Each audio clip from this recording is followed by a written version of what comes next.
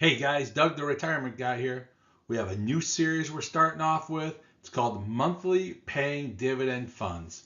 45 different funds we're going to be reviewing over the next 30 days. We're reviewing Royalty Income Corporation. Stock is O, and it's good for retirement or not. Realty Income, they classify and they've trademarked themselves as the Monthly Dividend Company. Now they advertise a dividend of 5.68%. So let's take a look at what these guys are into and if it's good for your retirement account.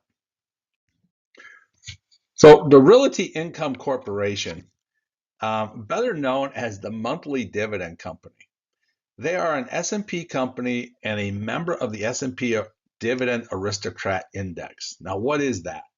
Well, the Dividend Aristocrats is someone who has been paying their dividends for more than 25 years and continuously increasing them. So that's a huge thing to hit for 25 years of increasing your dividends. Their whole goal in what they do is to deliver a steady monthly dividend and increase it over time so you have a regular cash flow. And how do they do this? They do it through what we call a REIT, which is a real estate investment company. So they do long-term agreements, and here's the big thing. They have 15,600 commercial properties under long-term contracts. 98.5% portfolio occupancy. That means virtually every one of their buildings are full day in, day out. They have over 1,500 different clients, and they're in 91 separate industries. So let's first off explain what a REIT really is and what's your advantages of having a REIT. First off, a REIT is a real estate investment trust. To put it simply, it's a way that anyone to become an investor in real estate can be without really owning the property. Okay, and you can do so much with a REIT. And the biggest thing that I like about a REIT is that they are required to distribute 90% of its profits back to its shareholders. Again, 90%. So that means 90 cents out of every dollar is going to come back to you as the shareholders through dividends. The next big thing is diversification. You're not putting all your eggs in one basket. You look at someone very similar to what O's doing, that they're in multiple different segments. They're in multiple different areas. And if you want, you can really sit down and find someone who is just in warehousing or someone who's in rental properties as of homes, or you can find someone who has a mixture of office buildings and different things. So you can build your own REIT with doing a little bit of research. And then the performance, that the REITs are a great way to generate future financial security. Over the last 25 years, REITs have outperformed the S&P 500 and other corporate bonds. So this is something that you're going to call a long-term investments is when you're dealing with REITs. Let's take a look at what O's holdings really are. And first off, they are in grocery stores, convenience stores, dollar stores, home improvements, restaurants, drugstores, automotive, health and fitness, restaurants, everything that every American actually uses almost every day. Grocery stores, you need to eat. Convenience stores, you need to go get the quick stuff that you always have to have. The dollar stores, which are huge by me. You're fixing up your homes, you're going to dinner, restaurants. I looked a little higher and said, what are these guys actually into? And that's 79% of their buildings are in retail operations. 14% is in the industrial. 3.2% is in gaming, which is the one that got me questioning, well, what actually is gaming? And that is casinos. They're into Vegas. So then I started looking at who are their customer base. And I'm like, wow, 7-Eleven, Walgreens, Dollar Tree, FedEx. They're into MGM, the casinos, Tractor Supply, Home Depot, Walmart, Sam's Club, the CVS stores. So these are some solid big names that they're doing business with. And no one is killing them as of if 7-Eleven goes down or Home Depot goes down. They're not going to lose much in their client base because everyone is pretty much under that 3% rule. So now we ask the question of why O? Well, O's advantages are the dividend is 5.68%, which is not, I'll say, huge, but steady. They have grown their dividend on average of 3.2% over 25 years. So you got a steady pattern of growth continuously over and over and over. The growth of the stock value, 3% over 1 year, 12% over 5 years. So they are not only just growing their dividend, they're also growing their stock value. They're continuously on a path of growth.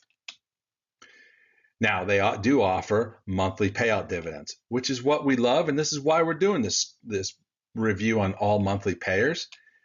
Here at the channel, you know we love regular cash flow so that we get that check-in every month. We're able to take that money and go pay our bills, and then with everything left over, we get to go have fun. Now, for people who are not into retirement that want to reinvest this, great way to drip the money, buy a few extra shares every month, and watch it grow over the year.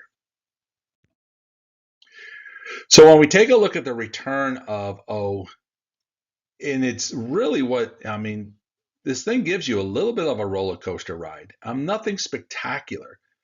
But when I watch this, and I'll show you right here, remember what we go back to, and we always worry about what happened in March.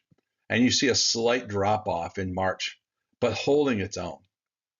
Not until it hit the April tariff threats and everything that went on did you see a major drop in the stock. Because no one knew what the tariffs were going to do to economies, and especially when you're looking at business sides of it. But I will give you this. This is the one thing I've learned already through this whole tariff thing. When people sat down and said, how is a company operating? How well are they doing? You see them rocket out of the bottom back up to where they should be. And this one shows very clearly. And now you look at where we're at now. We've stabled off, waiting for that next step of where are we going with the tariffs? What's the economy going to do? Are we going to lower interest rates? What's happening? And that's why we're seeing this one sitting still. And that's actually going to be a good thing, and I'll explain to you shortly here. Now you look at the market return, 2.66% over 1 month. They're down 1.67 in 6 months. And again, you got to remember, in 6 months, what have we had? We've had the March and the April changes. We've had presidency changes, policy changes. So 1% is not that big of a deal. Year to date, they're up 7.78%. 1 year, 3.15. So they're looking like they're going to have a strong year all the way out. Now let's take a look at the dividend chart. And this will show you, this is 10 years out of where they started at with their dividends and where they're at now. You can see virtually every year and on a consistent basis throughout the year, you have seen them slowly and steadily increasing their dividends. They did have a big jump up in 2022.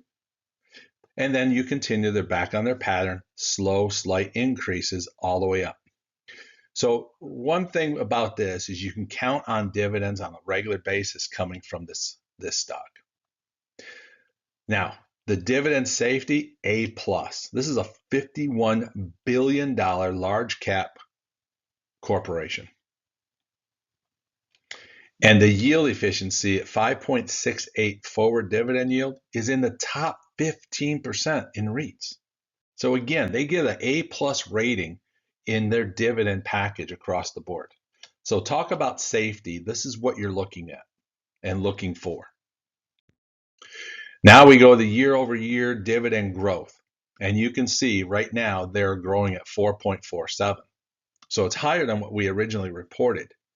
But we have to look at each one of these. They were doing right around that 3.68% growth in 2025. So everything they do is in that pretty much in that 1 to 4% range right now that we're looking for growth. Solid program. So give you a fact that we did a $10,000 investment into O, and back in May, we put $10,000 into it. We were able to buy 181, almost 182 shares. Okay. And over the 12 months, we have netted 3.15%, which is exactly what the numbers are saying on the boards. So $314 growth in our fund. Now, the big thing is we had 5.78% dividend, or $577. That gave us an 8.92% return on a steady flow in a not that great of a year that we went and experienced. So I'm positive that this thing is showing great numbers, and it will get better as down the times. Now we take a look at a little I call the fine-tune line chart, which is I call it the O comeback. O was up to over $62 a share. And then it slowly worked itself back down, again, going through the new presidency, going through all the March and the April turmoils. So what it says is the 52-week average of O is $57.03. Currently, it's $56.69. So you've got 0.6% below average, which tells me in this fund, it's about time to buy. Now, you're not going to get a big increase, as we've seen. You're not going to get a huge dollar increase into your stock return, but you're going to get a steady, regular dividend that you can live off of. Now, when we look at the professionals and we look at everyone's reporting out there, they've given us a B rating because they're looking at an 8% price target upside. And what that does, this is middle 20%. I don't expect this ever to be an A plus or a home run because this stock is not a fast mover. This is one of those just a steady flow stock because of what they're doing. But when you take an 8% growth, that's a target price of $62, which is the price break back in October. So we look at this in September, August, September, it was over $62. So we're looking at this getting to $62 that it was back in October. With that, we got an 8% growth, which is bigger than the past 12 months. So again, it is time to take a look at this stock and say, if you can buy below that average, no matter what the below average number is, buy this stock because you're buying for the dividend and you're buying to slowly grow your equity. So for this, we give O a great moderate buy. And for a retirement account is definitely yes. You want to have this in your retirement fund. And the reason for it is, first off, 3.5 growth is a great gain in your stock. And we've already shown to you that the experts expect to see you get a 7 to 8% growth. So not only do we have a small growth that we've seen over 12 months, and we've seen regularly all the way through 5 years of this fund, we see a pro saying 8%. And then you add in a 5.78% dividend, which is very strong, very good, very steady, and increasing. So even if they increase it just to keep up with inflation, you're dialing in. But we're seeing that they're going above inflation numbers. So your dividend is growing faster than having money sitting in a separate money market account. So this one is a win-win across the board.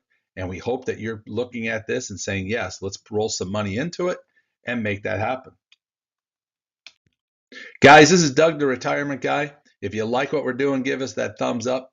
Again, like I said, we have over 45 new videos coming out just on monthly paying dividend stocks. So don't miss any of them. Hit that subscribe button. And if you like what we're doing, leave us a comment. If you don't like what we're doing, hey, leave us a comment. Everything helps the channel grow, and our goal here is to help grow your pocketbook, grow your retirement fund, and live comfortably into retirement. We'll We'll see you next time.